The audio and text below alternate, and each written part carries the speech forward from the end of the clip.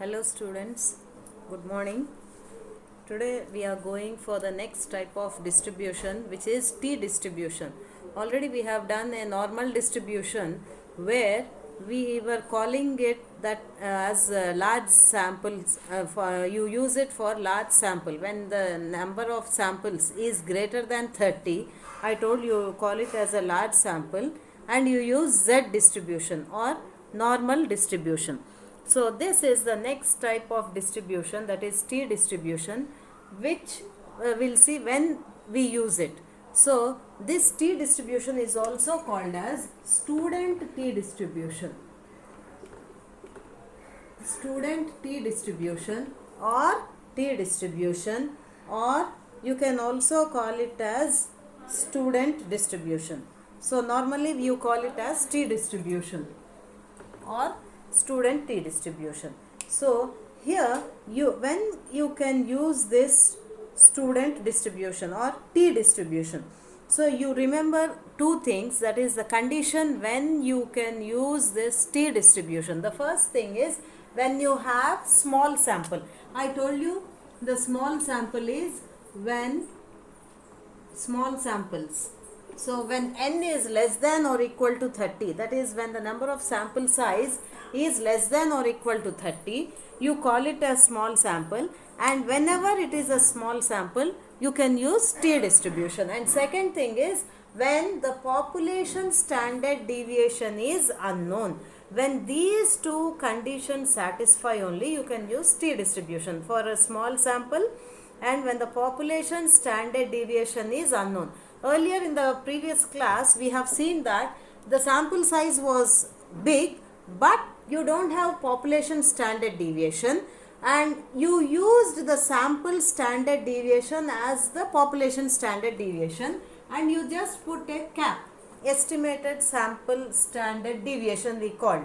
So that is when n was greater than 30, that is when it is large sample and population standard deviation is unknown also, you use Z. But when these both conditions satisfy only, you can go for T distribution. You have to remember this very carefully. When the sample standard deviation is given, that is population standard deviation is unknown, and when your sample size n is less than or equal to 30, that is for a small sample, and when population standard deviation is unknown only, you can use this T distribution. So this is the curve of T distribution. So if you look at the curve, it has two regions here which are shaded. I tell you later what they are. Actually these are called rejection regions. So this T distribution curve, this is the normal general curve which you have to draw when the problem is given. So you have the rejection regions at the tails, both tails. So in the T distribution you will be given two regions like this, that is two rejection parts at the both ends of the tail. So you have a separate table like how I have given for this is for the normal distribution we have seen earlier. So now a T distribution or values also will be given like this. So this also I will send you a copy. So for the problems you have to make use of this particular table, and as I told you, you can carry this for your exam also.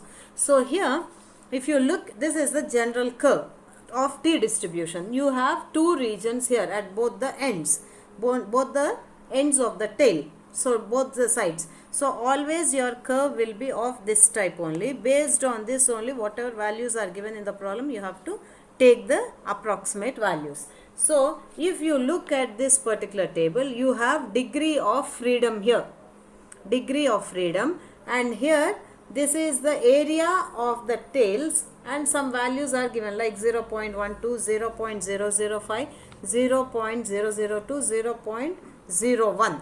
If you look at this table, this is the entire table. So this table compared to the normal distribution table, this table is very small.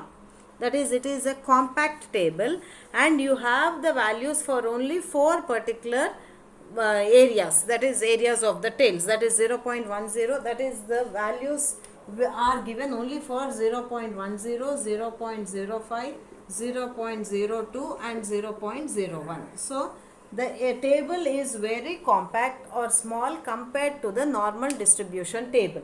So the table values are only for 4 particular values. Actually these values you call it as alpha. This will come in the next class, what you call them, everything. So so this is the curve of a t distribution.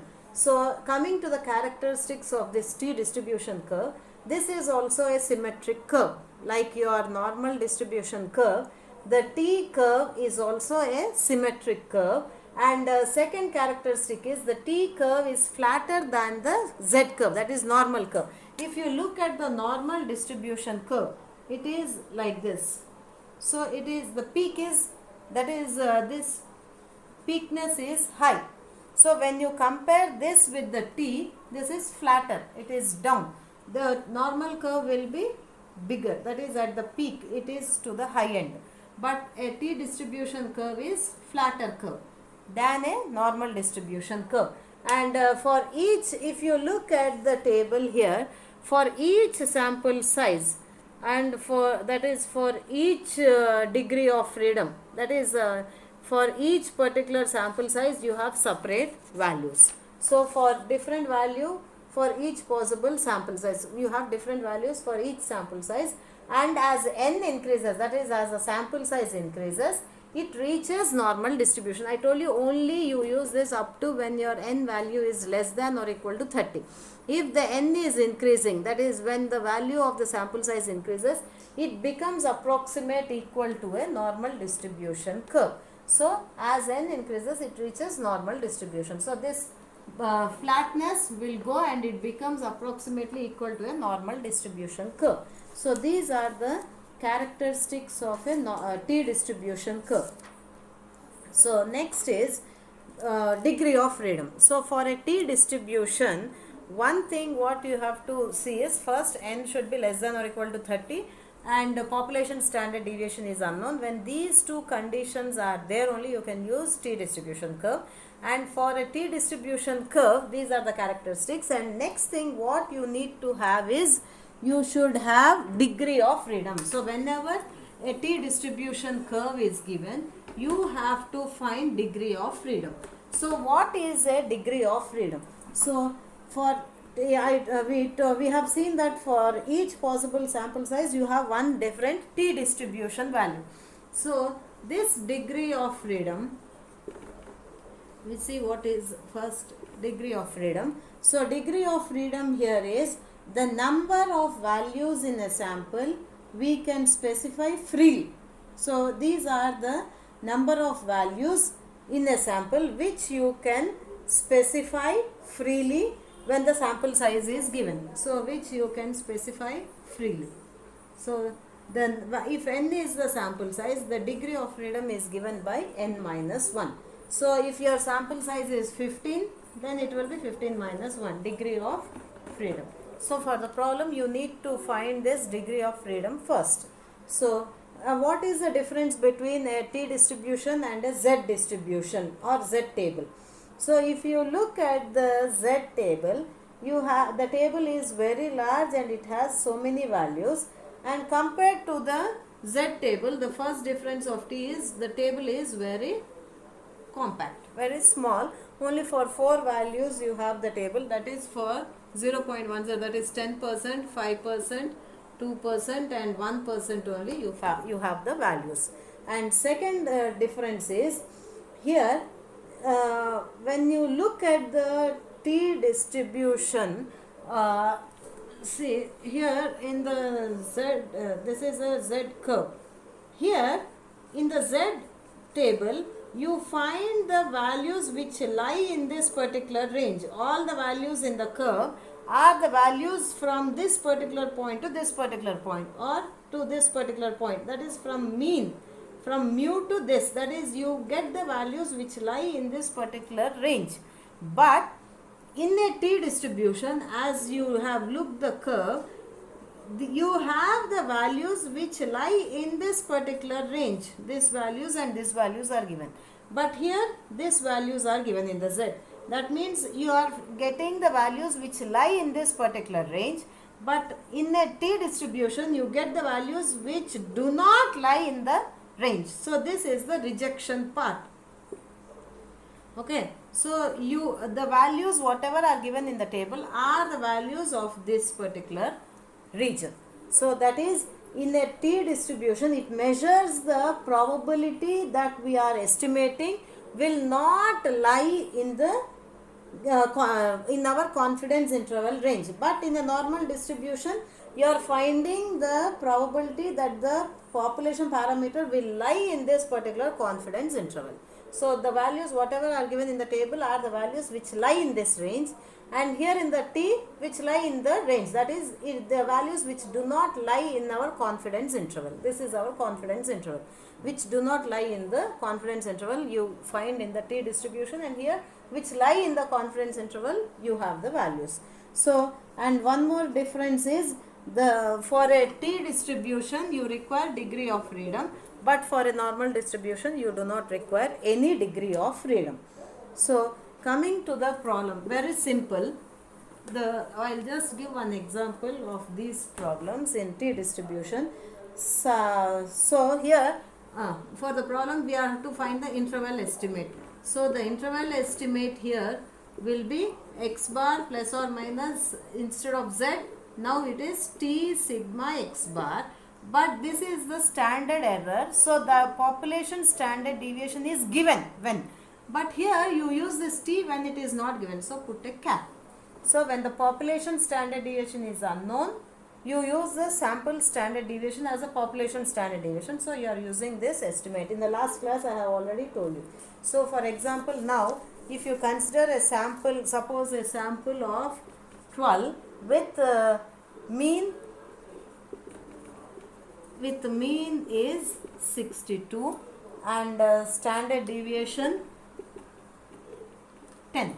So you have to construct a 95% confidence interval. So you have to find that range.